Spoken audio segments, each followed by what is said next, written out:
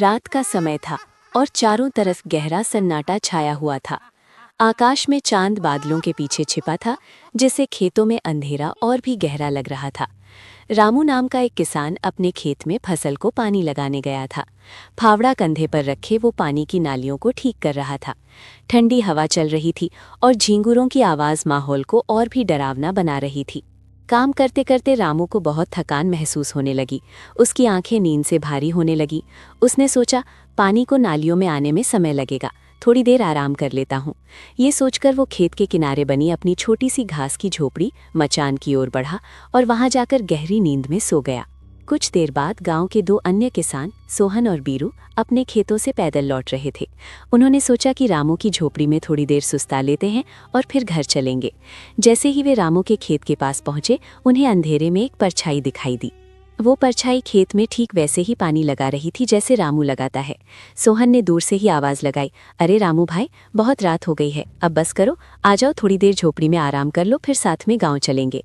खेत में काम कर रही उस परछाई ने बिना पीछे मुड़े रामू की ही आवाज़ में जवाब दिया, तुम लोग चलो, मैं बस अभी आता हूँ।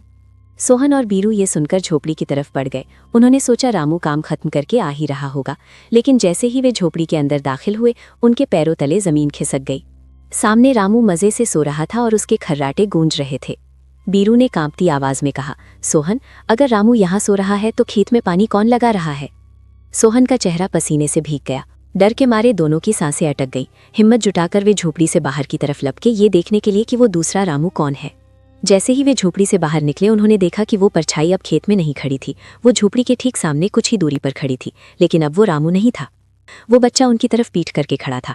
जैसे ही बच्चे ने अपनी गर्दन धीरे धीरे पीछे घुमाई, उसकी आंखों की जगह सिर्फ अंधेरा था और चेहरे पर एक खौफनाक मुस्कान थी। सोहन और बीरू की चीख निकल गई और वे बिना पीछे देखे गांव की तरफ जान बचाकर भागे। लेकिन बेचारा रामू अभी भी झोपड़ी के अंदर गहरी नींद में था। उसे नहीं पता था कि बाहर मौत उसका इंतजार कर रही थी। अचानक खेत में बहते पानी की आवाज़ बदल गई। छप छप छप छप, जैसे कोई गीली मिट्टी पर नंगे पैर चल रहा हो। रामू की नींद एक ठंडी हवा के झोंके से खुली। उसने आंखें मलते हुए देखा कि झोपड़ी में जल रही लालटेन बुझने ही वाली थी। उसने सोहन और बीरू को आवाज़ दी, अरे सोहन भाई, तुम लोग कहाँ गए? कोई जवाब नहीं आया, सिर्फ बाहर झींगुरों की आवाज़ और वही छप छप चलने की आवाज़ आ रही थी। रामू को लगा शायद वो लोग बाहर ही बैठे होंगे। वो अपनी लाठी उठाकर झोपड़ी से बाहर निकला। बाहर घना अंधेरा था। रामू की नज़र खेत के बीचों बीच पड़ी, जहाँ फसल थोड़ी दबी हुई थी। वहाँ वो बच्चा खड़ा था जिसे सोहन और बीरू ने देखा था। वो बच्चा अपनी पीठ करके खड़ा था और सिसक सिसक कर रो रहा था। रामू का दिल पसीज गया। उसे लगा गांव का कोई बच्चा रास्ता भटक गया है। वो धीरे धीरे उसके पास गया और बोला, बेटा, तुम यहाँ इतनी रात को क्या कर रहे हो और तुम रो क्यों रहे हो? बच्चे ने रोना बंद कर दिया। एकदम सन्नाटा छा गया। फिर उस बच्चे ने एक भारी और डरावनी मर्दाना आवाज़ में कहा, जो किसी बच्चे की नहीं हो सकती थी, बाबा, मुझे प्यास लगी है। रामू के रोंगटे खड़े हो गए। वो पीछे हटने ही वाला था कि तभी उसकी नज़र उस बच्चे के पैरों पर पड़ी। उसके पैर उल्टे थे, एड़ियां आगे और पंजे पीछे की तरफ। रामू समझ गया कि ये कोई बच्चा नहीं बल्कि वही छलावा है जिसके किस्से उसने बुजुर्गों से सुने थे। रामू का गला सूख गया। वो चीखना चाहता था पर आवाज़ नहीं निकल रही थी। तभी उस बच्चे ने धीरे धीरे अपनी गर्दन पूरी पीछे घुमा ली, बिना शरीर हिलाए। उसका चेहरा अब रामू के सामने था, आंखें अंगारों जैसी लाल और मुंह अजीब तरीके से खुला हुआ था। बहरूपिया चीखा, मैंने खेत में पानी लगा दिया, अब मुझे मेरा इनाम चाहिए। और उसने रामू की तरफ छलांग लगा दी। रामू गिर पड़ा और अपनी आंखों के सामने हाथ रख लिए। तभी दूर से कई लोगों के चिल्लाने की आवाज़ आई, रामू, हट जा वहां से। सोहन और बीरू गांव से कुछ लोगों को लेकर हाथों में मशालें, आग की लकड़ियां और लाठियां लेकर दौड़ते हुए आ रहे थे।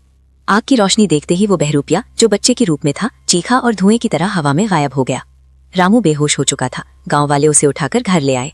उस रात रामू बच तो गया, लेकिन कहते हैं कि आज भी अमावस की रात को उस खेत से किसी बच्चे के रोने की और पानी चलने की आवाज़ आती है, जबकि खेत सूखा पड़ा रहता है।